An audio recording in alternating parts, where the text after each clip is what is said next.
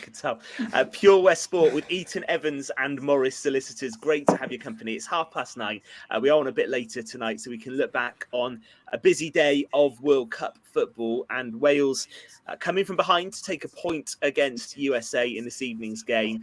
The match finished gone midnight in Qatar. Clive Tilsley made the comment, didn't he, in commentary, that it was the latest he'd ever commentated on a game. Where on earth, Gordon, did 9 minutes of injury time come from in the second half? I don't know where it came from, to be honest with you. I thought it was only going to be about 3 or 4 minutes at that. I know there was a few players went down near the end of the game with cramp and various little knocks or whatever, but I can't work out where the 9 minutes had come from. No, unbelievable. Fraser, do you think it is some kind of directive that the match officials are getting? Because the England game was similar. Obviously, there was a stoppage with the Iranian goalkeeper in the first half. But I worked out that if you'd gone on the match clock for the England game, that game lasted 115 minutes. Because there was 14 minutes of first half stoppage time and more in the second. What's driving this, do you think? And great to see. I'm sorry. I'm going to go against the grain here. We've got so much live football now. We've so much time wasting the substitutions, the several substitutions that take so long, players on the floor, time wasting and so on. And we all lament it. And then when we finally see it addressed, an actual proper time sent at the added on at the end, all of a sudden we're all moaning about it. Fantastic to see. Good to see fans not being shortchanged and proper length games for a change. Jason Chapman tonight. I'll be honest about that. But had Wales still been 1-0 down, we would all have been celebrating extra 9 minutes, wouldn't we? So no, I've got no issue with it. I'm happy just to come off topic quickly, actually, off the Wales game, because Jason Chapman's just asked a very good question. Did everyone watch the opening game of the World Cup yesterday? Qatar against Ecuador. He's on about the opening goal, and he disallowed. Yeah, what did we think of that? It was disallowed Ecuador, wasn't it? Jason, at the end of the day, it was disallowed. There's nothing we can talk about there, is there? Offside, end off. I understand why the picture looks misleading, but my belief is there's a defender behind the goalkeeper. Is that there right? is. So because it's the last man, it's got nothing to do with the goalkeeper or positions. Whilst, technically it was a complete killjoy moment for the opening goal of a World Cup. Don't get me wrong. But technically, I can see why it was given. I didn't like it. Obviously, it completely killed the moment. But that's what VAR does, doesn't it? And it's here at the moment. So I did panic actually watching that live tonight. I thought watching it live, the American had taken the ball. I was relieved to see the replay saying he got nowhere near this and actually took out Keeper Moore completely. So there's always that nervy wait when you score or when you have a penalty with VAR, is it going to be overturned? But going back to Jason's question, I can see why it was overturned, but I didn't think it killed the moment. And that's what I liked about Bale. He won that penalty, didn't he? Yes, he did. And I do like it. I think you're right, Gordon. I do like it when a player wins a penalty and then steps up and smashes it in. And Fraser, I know where you're coming from there, but I think if you do tackle from behind like that in the box, you're always going to be risking it, aren't you? And the decision in the end was quite simple for the ref. So there we go, Jason. Fraser's taking the Peter Walton role on the show tonight, and he's going with the officials. It was the right decision. Any more questions? Any more points on the Wales game? Keep them coming. They'll appear up on the screen. Some of the big calls that Page had to make tonight. Then he started Wayne Hennessy. Now we spoke about this, didn't we, with Dave on the show from the Coleman Had a Dream podcast, which is sounding great, by the way, out in Qatar. I listened to another episode today. And the logical decision, we said last week, was to start Danny Ward, because Danny Ward's been playing for Leicester all season in the Premier League. Hennessy played today, having played 2 games all season in the Carabao Cup. Was that a risk, Fraser? I thought so. I'll just address Mark's just come in here and pointed out, it's aimed at you, Gord, that George Weah never played in a World Cup. He's right.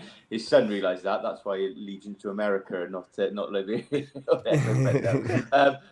back to your question. Yeah, I thought it was a gamble. I thought Hennessy did look uncertain from a couple of high balls in the second half. If I'm honest with you, it wasn't a gamble that necessarily backfired. I think in terms of the first half, he obviously had the deflection off Rodon, which was straight at him, and then the goal, which you couldn't really blame him for. But I thought it was harsh on Ward.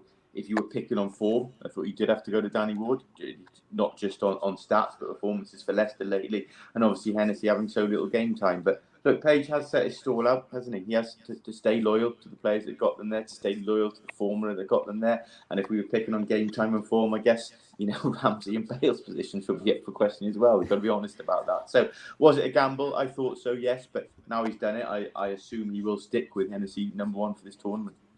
Okay, and the next one then is we're talking about loyalty, and his name's come up a few times on the questions. So, Gordon, I'll go to you, and Tom and Fraser, I'm sure, will have a view. But Aaron Ramsey, we know, is a top quality player. He's playing well in France. When he plays, fitness is always going to be a problem. He's gone the 90 minutes tonight, which I was surprised. Both him and Bale finished the game. The fact Wales are chasing probably pushed Page to do that. Does Ramsey still warrant his place in Rob Page's best side, do you think? I think he does, but he needs someone like a Joe Allen there to support him. Got so much. I know where you're coming. I know where you're coming from when you're saying. I mean, it's the first game of the tournament. There's a lot of nerves. Obviously, Wales have played the wrong tactics in the first half, so obviously they're going to get criticised for their performances. But Aaron Ramsey has been a fantastic player for so many seasons. There's no way that you can drop somebody of his calibre. I'm not saying that he could have taken him off a little bit earlier, possibly. But as I say, it's the same with Gareth Bale.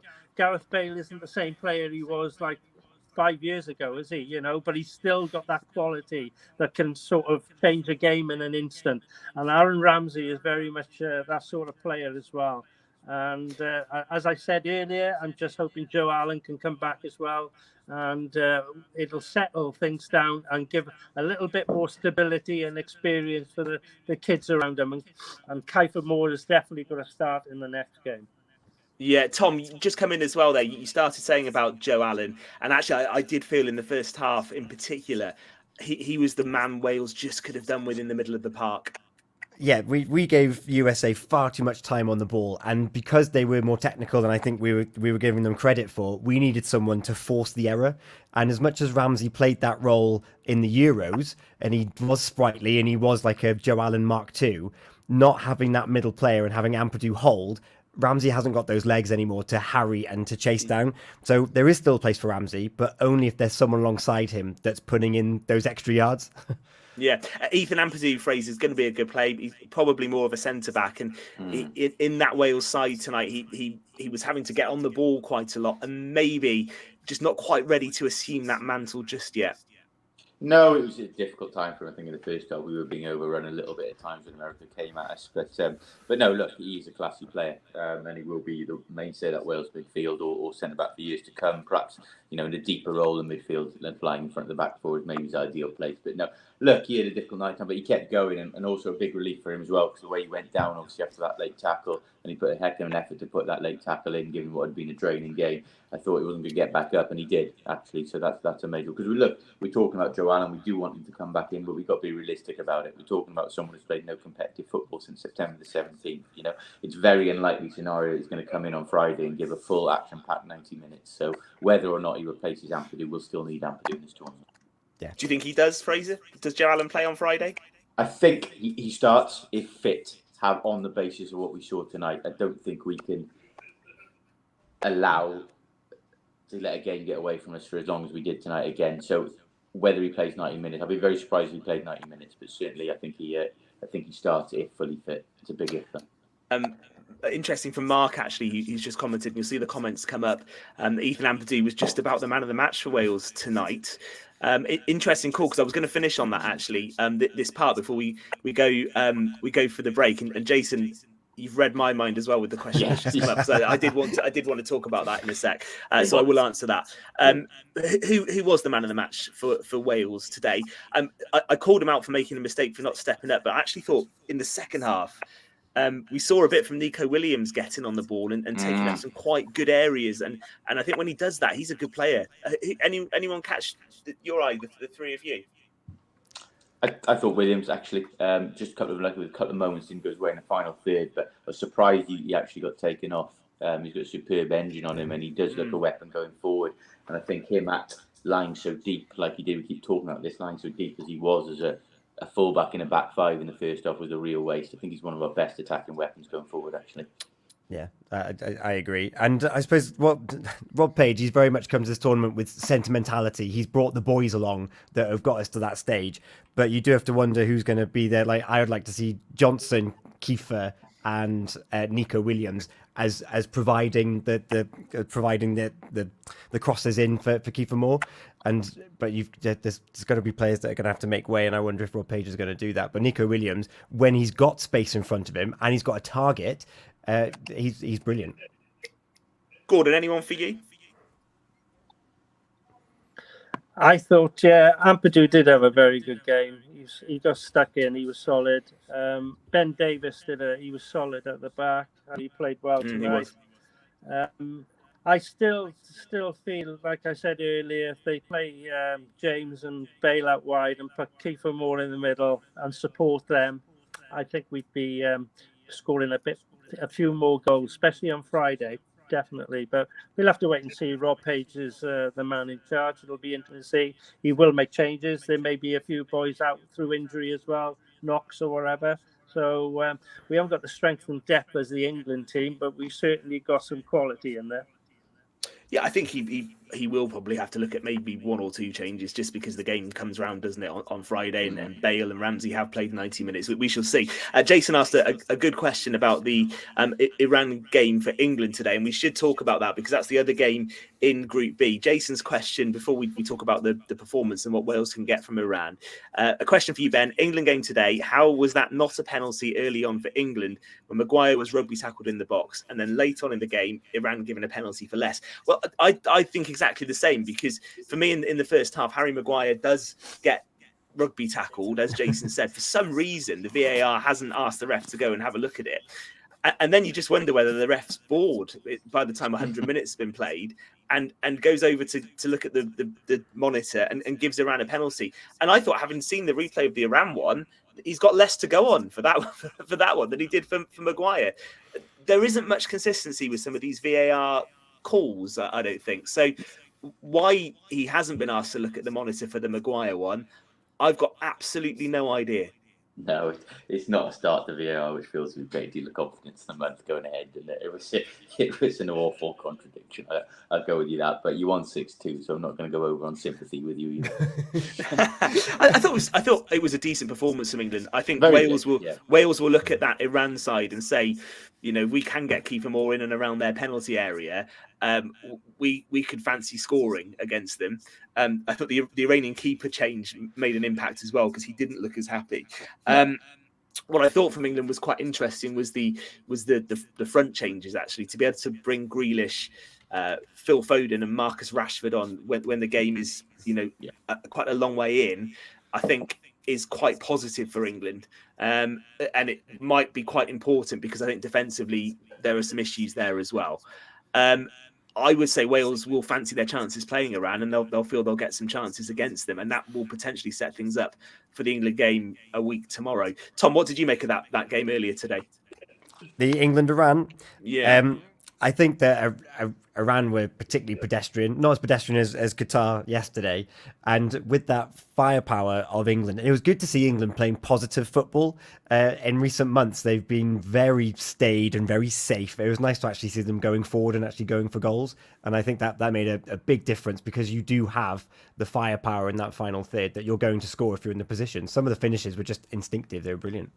Yeah, no, I thought so. And it's going to be interesting. I think the USA game is going to be important for England on Friday because if they can win that will be 6 points. We saw enough from USA today to suggest they've got a bit about them. They've got some pace, but they maybe ran out of steam a little bit. A few more comments coming in. Stephen Price says Fraser and Gordy should do the VAR.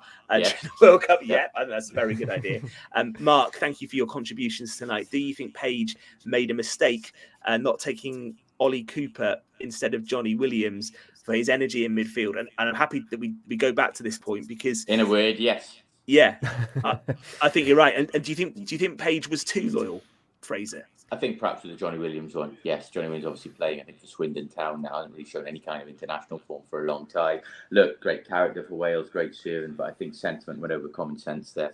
Ollie Cooper was the wild card. He's the guy in form. He's shown a lot of energy, as Mark said, then his Swansea performance, and he's had end product as well. You know, he'd added a bit of quality. We saw his performance in South Wales Derby, if nothing else. So I would have certainly bought him as a wild card for the squad. It's always difficult to select a player with 0 caps, and you know that, don't we? And you know your lot with Theo Walcott back in 2006, Ben, never forget. But yeah, I think for a game like tonight, when you're chasing, Ollie Cooper would have been an option. But that's done now. He's not there. Fraser, the difference now as well is that the squads are bigger. So you know there's 26 men in the squad. So you do think there is room for an Ollie Cooper pick, and ironically, there probably nowadays would be room for a Theo Walcott pick as well. Well, I think ironically that may have actually worked against Ollie Cooper in some sense. Then there is, or maybe not against Ollie Cooper, but maybe perhaps in favour of Johnny Williams. In fact, there is 26, so you can perhaps afford to carry a couple of people you think you're going to be good round the group, but not necessarily play. But my view is they should have taken Cooper, but you know, I wasn't the one who took Wales to a first World Cup in 64 years, so we should probably go with him, shouldn't we? Jason says Wales have had a good win against Iran. Confidence up, should make the England game an interesting one, but must improve. And I think England would say the same as well. I think, you know, there'll be some disappointment, and there was from Southgate that they conceded 2 goals. So I think both sides, both Southgate and Page, will say from those opening games there's still some work to do. I think we should maybe just take a moment and keep your comments coming. And I would just like to turn our attention as well to what happened in Cardiff on Saturday, and where does that leave Wayne Pivac? Because I do think we should comment on that. So Wales rugby fans as well, let's get some views on where that leaves Pivac, and we'll squeeze that in before 10. And there's quite a bit happening locally as well that we'll come to, but more than happy to keep taking your comments. And we've also seen some really ridiculous stuff happen today, I think, personally. And I think I did want to comment on some of the off the field stuff just quickly, and we can maybe take that into the final part as well. Reports today, and I thought the Wales fans looked fantastic with their bucket hats in the stadium. Reports today that some Wales fans weren't able to wear their rainbow hats into the stadium. We also saw 7 nations say that their captains weren't going to wear the rainbow armbands. We haven't discussed this, so I don't know your views on this. My thoughts are that if FIFA want to book players who are wearing that particular armband, let them book them. And why not let the whole squad stick an armband on and let them book every single one of them? Because I know which side of the argument I would rather be on, be it armbands or Welsh fans being allowed to wear rainbow bucket hats into the stadium. It becomes a slightly different angle, Ben. I thought the armband thing was a slightly futile gesture to start with. If I'm honest with you, we probably haven't got time to go into that now. And you're asking people to make a big compromise there, aren't you? You're asking people who've waited years and years to fill a dream of playing the World Cup to have a yellow card. It's all well and good us saying at home, saying just take a yellow card for the course. It's a yellow card that could potentially compromise them playing in something they've always dreamed of playing in. If Gareth Bale had a yellow card in the tunnel tonight, he also had a yellow card later on in the game, didn't he? He would have been off the pitch for that late penalty. So I don't think it's a straightforward thing either way. I didn't think the original gesture with the armbands, I thought it was a token one. I thought, you know, the fact that they've gone out there, I thought certain things have been said and people expressed opinions about what they're not happy with in Qatar over issues, and I got no issue with that whatsoever. I think you do need to speak out about certain things. The armband gesture I always thought was slightly futile, so I wasn't necessarily, against that being scrapped today. I have to be honest with you. Tom? Well, pundit Alex Scott, she still donned it because, of course, she can't get a yellow card.